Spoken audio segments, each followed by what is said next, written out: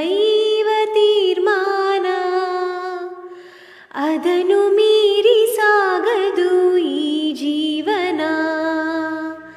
ಸ್ನೇಹದಿಂದ ಪ್ರೇಮವು ಅರಳೋದು ಸುಂದರ